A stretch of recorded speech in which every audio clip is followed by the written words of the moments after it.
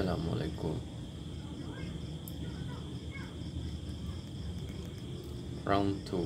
Kenapa saya masuk sel M5 M5. Untuk ambil shot memang boleh sangat-sangat.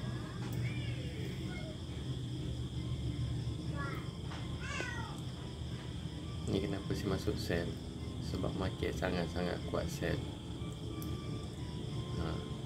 Walaupun korang tengok tu rapat, belum lagi. Tapi nak collect sikit-sikit boleh. Okay, kita ambil sikit-sikit.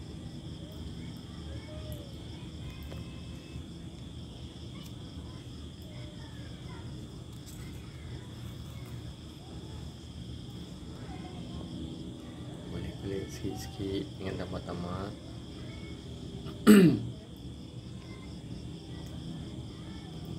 Ni pun kita tahu market tengah kuat buy. Ni untuk collect sikit-sikit boleh.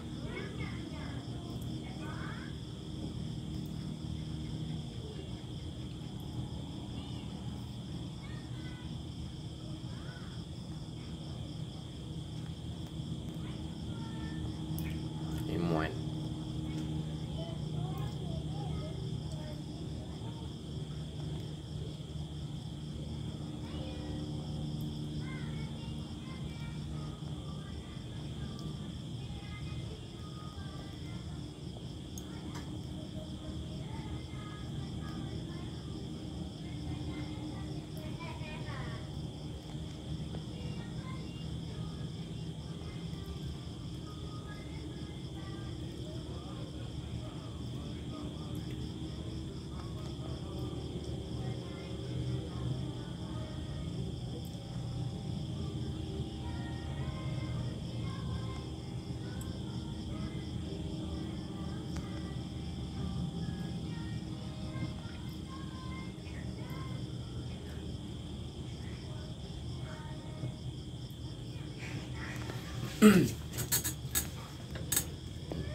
Siapa nak cuba bonus 100%, korang boleh try.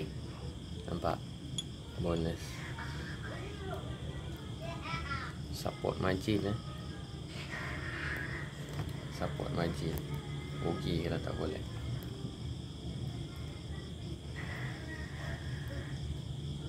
Rugi kalau korang tak collect. Siapa nak, tekan komen ataupun link description video. Rugi kalau tak collect. Account Vantage pun ada, account SM pun ada. Bonus 100%. Sempoi babe. Okey, sekian sahaja video saya. Apa-apa kita update balik. Assalamualaikum.